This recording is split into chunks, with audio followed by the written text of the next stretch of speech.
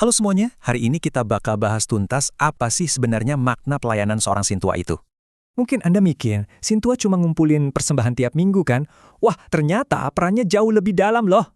Sebenarnya, Sintua itu pelayan tahbisan. Mereka ibarat perpanjangan tangan pendeta buat aktif jaga dan bimbing kita semua. Tugas berat ini punya 3 pilar utama nih. Bimbingan rohani, kepedulian sosial, dan pastinya pelayanan kerajaan. Oke, kita masuk pilar pertama ya, bimbingan dan disiplin rohani.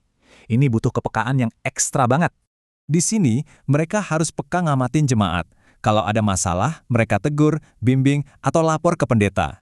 Bukan sekedar absen jemaat ya. Sintua itu aktif nyari tahu kenapa sih seseorang nggak datang ibadah.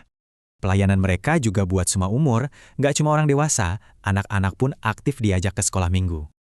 Lanjut ke pilar kedua, penggembalaan dan aksi sosial. Di sini kita lihat kepedulian mereka yang luar biasa. Waktu jenguk jemaat sakit, fokus utama mereka itu nguatin dan ngingetin lagi soal janji-janji firman Tuhan. Mereka juga aktif motivasi jemaat loh, bahkan ikut bantu berantas kemiskinan lewat jalur pendidikan. Keren banget kan? Nah, pilar ketiga atau terakhir ini benar-benar fokus ke misi penginjilan sama urusan penata layanan gereja. Sebagai gembala sejati, mereka terus usaha ngerangkul orang-orang yang tersesat biar nemuin hidup baru dalam Kristus.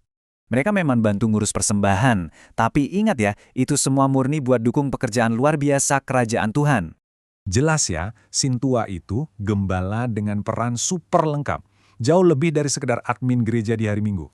Dengan pelayanan seberat itu, pertanyaannya, udahkah kita doain dan dukung Sintua di gereja kita minggu ini?